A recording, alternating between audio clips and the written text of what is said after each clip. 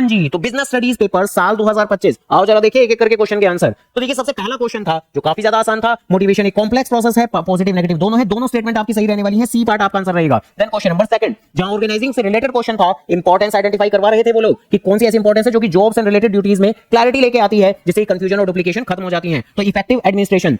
Third question, तो basically high inflation rate की बात कर रहे हैं, पहला वर्ड ही हमें बता रहा है वाला है आपका economic environment, D part. Then fourth number का क्वेश्चन मोस्ट इंपॉर्टेंट और सबसे ज्यादा गलत होने वाला क्वेश्चन, इनफॉर्मल ऑर्गेनाइजेशन में अथॉरिटी कैसे आती है, पावर कैसे मिलती है, तो आपकी पर्सनल क्वालिटीज की वजह से, डी पार्ट इनफॉर्मल ऑर्गेनाइजेशन के अंदर। देन फिफ्थ नंबर का क्वेश्चन कि कौन सी स्टेटमेंट सही है आपकी पर्सनल स्टाइलिंग के बारे में, तो पर्सनल रिश्ते क्रिएट नहीं करने, यही सही बात लिखी हुई है बिल्कुल। देन नेक्स्ट क्वेश्चन साधना वाला क्वेश्चन, एक ग्रेजुएट है और क्वेश्चन की फाइनल रिक्वायरमेंट है कि नेचर ऑफ मैनेजमेंट कौन सा रिफ्लेक्ट हो रहा है, तो देखिए उन्होंने अपनी पढ़ी गई पढ़ाई को पर्सनलाइज्ड वे में क्रिएटिविटी के साथ में अप्लाई किया है, तो management as an art reflect हो रहा है, ए पार्ट आंसर। देन ऐसी क्वेश्चन नंबर 7 जो तो डी पार्ट आपका आंसर होना था। स्टेट क्वेश्चन नंबर 8 में सी पार्ट आपका आंसर होना था। Then question number 9 alpha graphics, यहां पर इन्होंने कुछ बाहर की मल्टीनेशनल कंपनीज के आने की थ्रेड पहले पकड़ ली थी, तो बी पार्ट आपका आंसर होना था, आइडेंटिफाइंग थ्रेड। देन रिस्क अगर इन्वॉल्व होता है इंटरेस्ट जैसी कॉस्ट के आने से, तो फाइनेंशियल रिस्क, बी पार्ट आपका आंसर होगा। क्वेश्चन नंबर 11 जब बेसिकली कुछ सोसाइटी के अंदर बदलाव की बात कर रहे हैं कि टेरेस गार्डनिंग की बातें होने लगी हैं, तो सोशल एनवायरनमेंट से रिलेटेड क्वेश्चन था, सी पार्ट आपका आंसर रहेगा। देन एक्सचेंज की बात कर रहे हैं, एक्सचेंज ऑफ मैकेनिज्म से रिलेटेड कौन सी अच्छी सच्ची बातें लिखी हुई हैं, तो एक्सचेंज करते वक्त हर एक पार्टी को कुछ ऐसा देना है जिसकी दूसरे वाले के लिए कोई वैल्यू रहे, डी पार्ट आपका आंसर रहेगा। देन इससे नेक्स्ट क्वेश्चन, तो जहां पर कह रहे हैं कि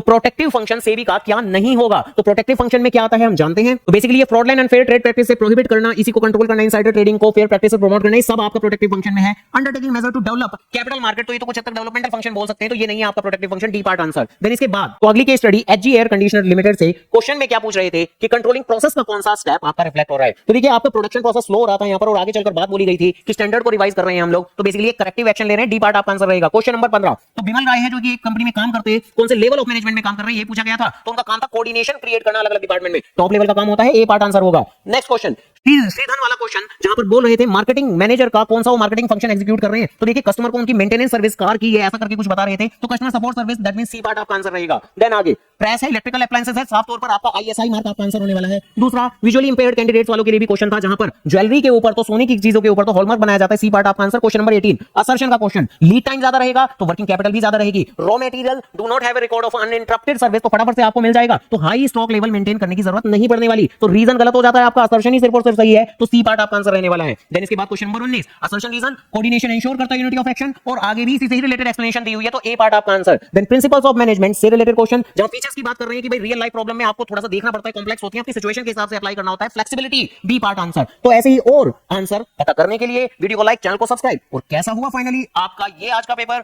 जरूर मेंशन करें, इस टोटल 20 एमसीक्यूज में से कितने आपके सही रहे और पेपर हुआ कैसा, तो लिखे भैया फटाफट से।